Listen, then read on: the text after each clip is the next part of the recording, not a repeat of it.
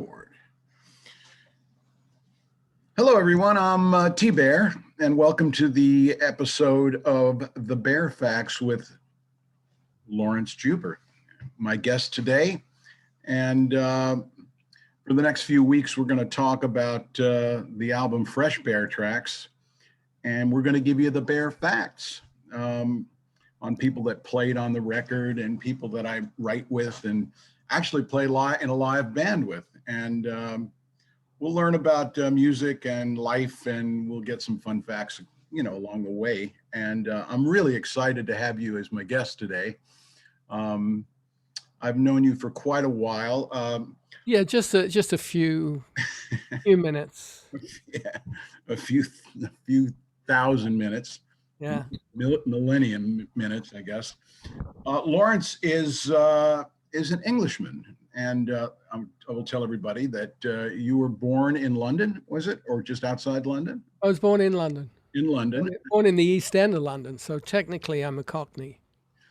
I heard once when I was in England, if you're born within the sound of Bow's bells. Bow Bells, yeah. The church in Bow in the East End of London.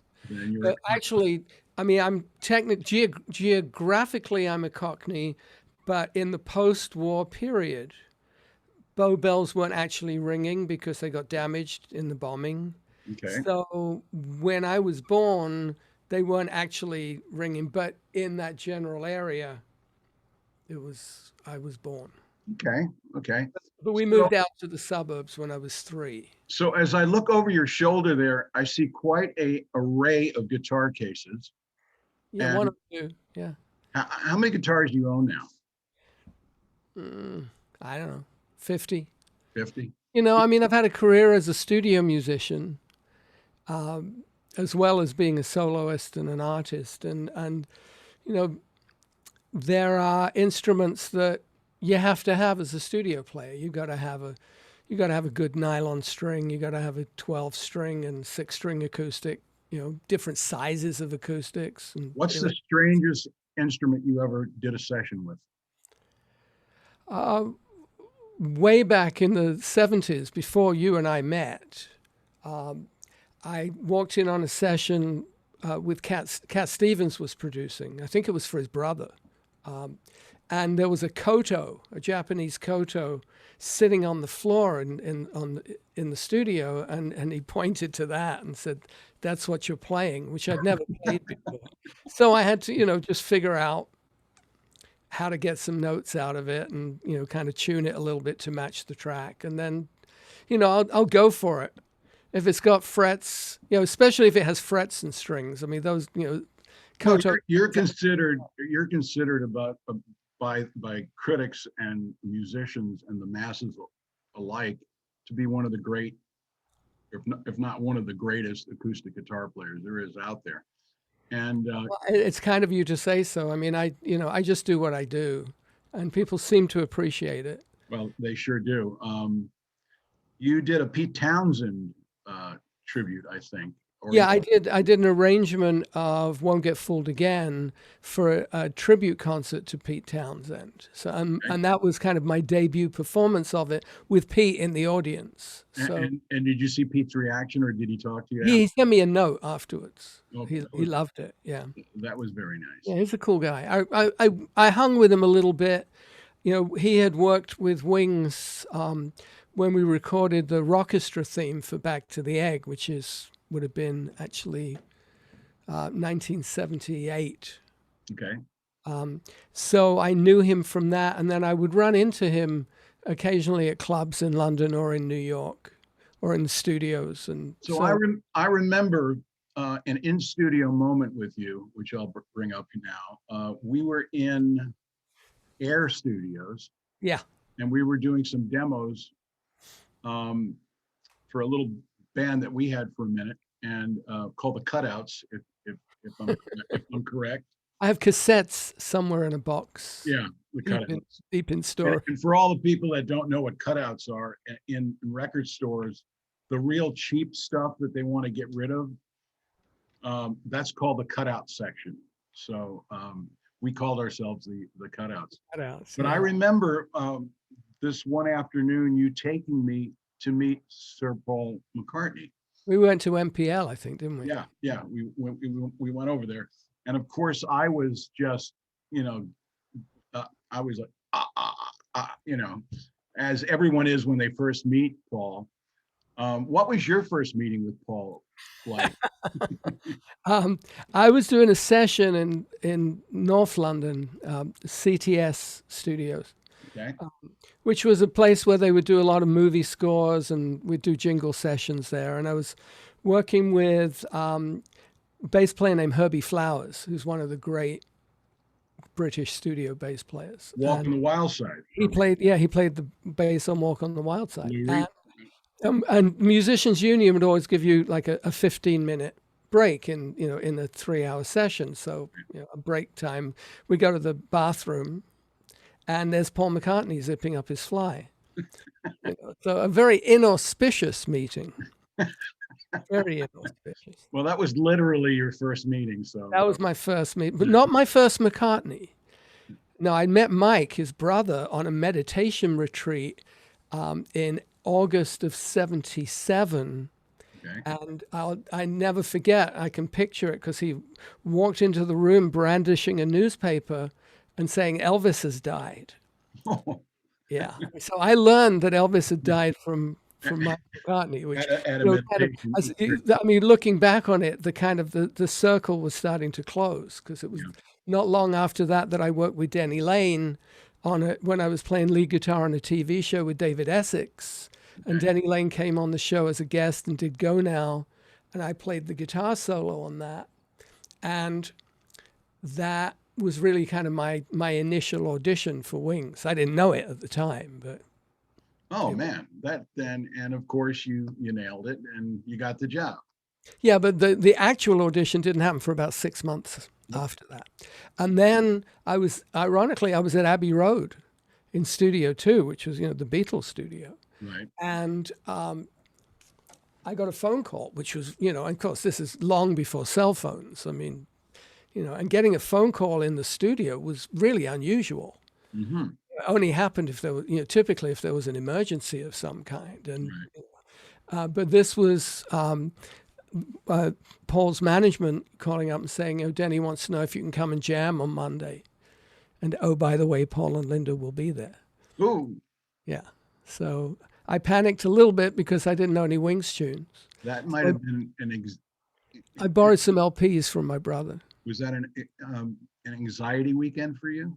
Not really. I mean, it's like I'll just, I can adapt. I can fake it pretty well. So as it turned out, we jammed on some Chuck Berry tunes and some reggae grooves, and that was then they offered me the gig. Oh, which I had to think about for a nanosecond. That's wonderful. Because I'd spent my entire teenage years really building up a career as a studio player, and I knew that by joining Wings that was done.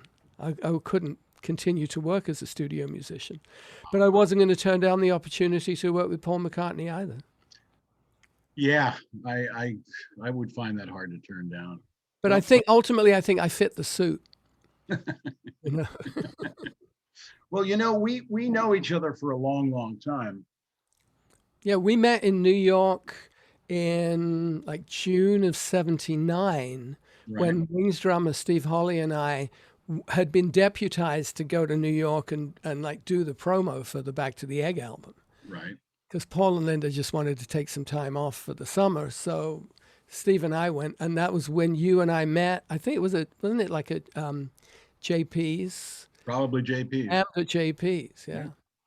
Now, right up the street from JP's was a comedy club. Catch a Rising Star. Just a half a block away, Catch a Rising Star, where there were a lot of very famous comics that are now superstar comics that were getting... Dead. Yeah. Superstars or dead, yeah. Yeah, or dead, right. But we were in there, and they allowed music. They liked music, and we had, in between the comics, and we went on stage and played there a little bit as the cutouts, if I recall. And we walked into the bar, and you bellied up to the bar there, and you met a lady. I did. That changed your life, and you changed her. In a nanosecond again. It was like just that moment of the universe entirely shifted, and you were standing next to me at the I time. was standing next to you You at were that witness moment. to this. Now, from that moment on, how long do you know that lady? It's now, we'll be together as of this April, this coming April, will be 40 years. Okay. And we'll be married as this March, you'll be 39 years married.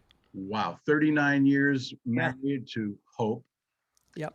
and you have kids, and they're incredibly talented. As your wife is an actress who's incredibly talented. Well, I mean, Hope's a record producer. Oh, She's she's a TV amazing. producer. She's a writer. She acts. She She's performs. dangerous in a lot of arenas. That woman, I'll tell you. But you have a couple of daughters that are outstanding, talented, and just Yeah. Well, Nico, my eldest, never went into the music business. I mean, she went, she kind of like went to the fancy East Coast college and did the corporate kind of track. right. But then, like this year, she wrote a musical. Nice. I think there's something genetic that happens that, when you get to a certain age in the Juber family, you have to write. You have to Okay. write. Now, how about the other one? Well, Elsie, yeah, I mean, forget Elsie. She's like, so far beyond anything I've ever done in my career in terms of writing, writing hit songs. I mean, she's just got this massive catalog. Give us. Well, Panic at the Disco, High Hopes, Shawn Mendes, Mercy, Miley Cyrus's Midnight Sky, her current single, all kinds of stuff. Well, that's some DNA from the parents. I want to give you guys. Yeah, probably so. And besides, I mean, we were the ones who paid her parking tickets for well over a decade. Nice. Well, let's talk about Fresh Bear Tracks. Right. Because I went back in the studio, as you know, and I called you up and I asked for your help, and you were so generous and genuinely happy. This is what I'm trying to get the word out of my mouth. Well, and it's great to be able to work together after all those years, and like as though no time had elapsed. Yeah, it felt so seamlessly. Yeah. Easy. And that's the way I feel when I'm playing live in this band we have called Route 66.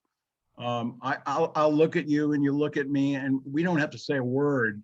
That's right. Because we know, how cool it is and how much fun it is and how good. And I'm so thankful for that opportunity to be playing live, playing electric guitar with a kick-ass band like that, because I've spent the last 30 years really focusing on being a solo acoustic guitar player.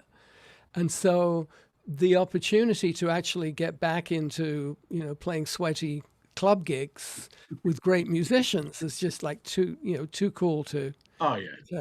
And we feel the same way about you, all of us. And so on this album, we've got some great players on this album.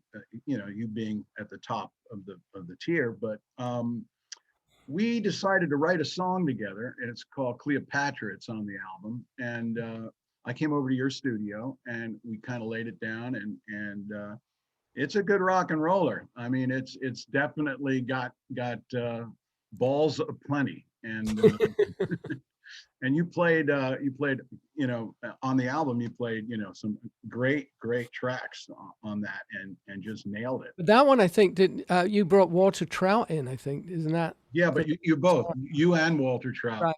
Yeah, were yeah. No, there's I mean, beyond anything that I might have contributed, there's some killer guitar playing and horn playing on and keyboard playing on the record. I mean, it's and with Denny Seiwell and with Tony Bronigal on drums, and yeah. Oh yeah. And we even had, didn't we have like we had Will Lee? Yeah, we had Will Lee as well on the album. Yeah. We've had amazing players on this record. We've got Stephen Stills guests on it, Edgar Winter, Tom Scott, Bent Montench. Tom Scott grew up in this house. Oh, okay. This studio where I'm sitting right now was where his dad, Nathan Scott, wrote the music for the Lassie TV show. Oh, yeah. That's wonderful. Yeah. Well, listen, we gotta wrap this up. Um, I'm really looking forward to writing some more songs with you during this COVID thing. That's what I've been doing is writing, and I've sent you Uh, a little. What else can we do? Yeah, I've You know, sent it's you a not little. like you can jam over Zoom because it doesn't sync up, you know. Yeah, it doesn't. So, but slowly things are starting to open up for doing outdoor gigs, for Right. example. You know, so there's some potential. But So might as well write the next album while yeah, we're well, I've sent you a few tracks to listen to in the direction yeah. it's going, and I'm looking forward to doing more with you. Um, what is a bare fact about you that people don't know? How about I was on camera on The Young and the Restless for 4 years in the Oh, back in the 80s. Yeah. I did not know that. Yeah, because whenever they would do there were a number of the actors that sang, and whenever they do a music show, they needed a band, and I was the first call guitar player for it. Ooh, there- So, and it was an after a gig, so it's like union scale health insurance, all of that's that stuff. that's And fabulous. with little kids, it's like I didn't want to travel, and I was doing a lot of session work, and that show we'd get in there at 6 in the morning, do a sound check, record our segment, and be out by 7:30, which Lovely, meant I could go do a 10 o'clock session. lovely. So yeah, Well, let's there's see. a there's a fun fact, a factoid. That is a factoid. Let's see a factoid about me. Quick one. So while I was kind of taking a hiatus and hibernating from the music business, raising kids and stuff, I got into lighting design and light bulbs and designing lighting fixtures. So I did that for quite a long time at Bear Lighting. Um, Uh, and actually, one day I was doing sessions at A&M Studios, and the next day, literally the next day, I walked in there and tried to sell them light bulbs. A lot of people don't know that. It's great having you on the podcast and on the show here. Best to you, the kids, Hope, yeah, and I'll see you around campus. yeah. I look forward to playing together again. Oh, that's lovely. Well, All right, Richard. everybody, Laurence Juber, let's give him a wave. We'll fly off. Peace and love, as Ringo says. All right then. Cheers. Cheers. Good to see you. You Bye. too.